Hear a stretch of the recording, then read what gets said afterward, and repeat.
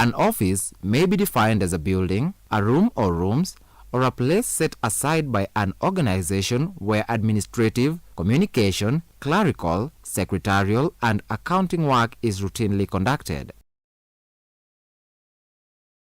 An office has various functions. These include communication, filing, reproduction of documents, mailing, safeguarding, and controlling organizations' property.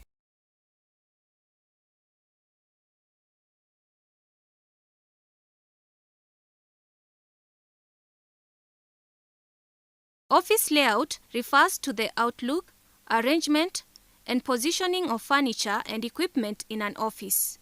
The most common types of office layouts are open office and partitioned office layouts. An open office refers to a large room where all staff work but are grouped according to the work they do, for example, in banks, while partitioned office refers to a setup where staff members are allocated the enclosed rooms from where they do their work.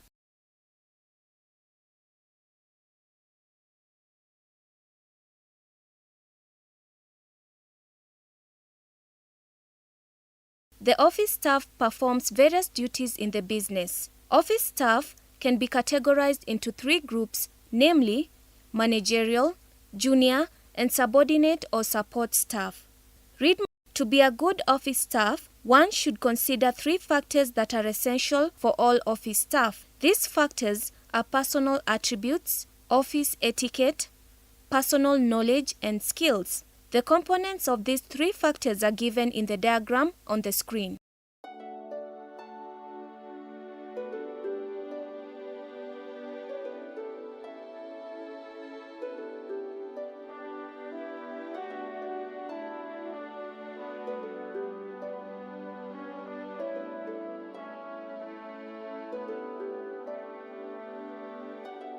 Office equipment. For an office to perform its functions efficiently, it uses various types of office equipment. Click below to view the equipment and read about it.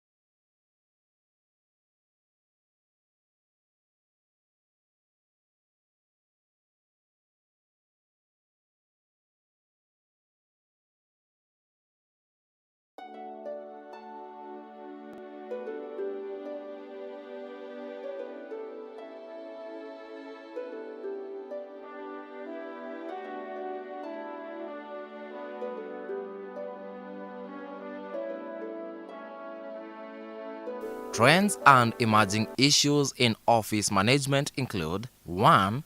Emphasis in customer care, 2. Paperless offices, 3. Digitalized offices, 4. Employment of multi-skilled persons, and 5. Corporate culture.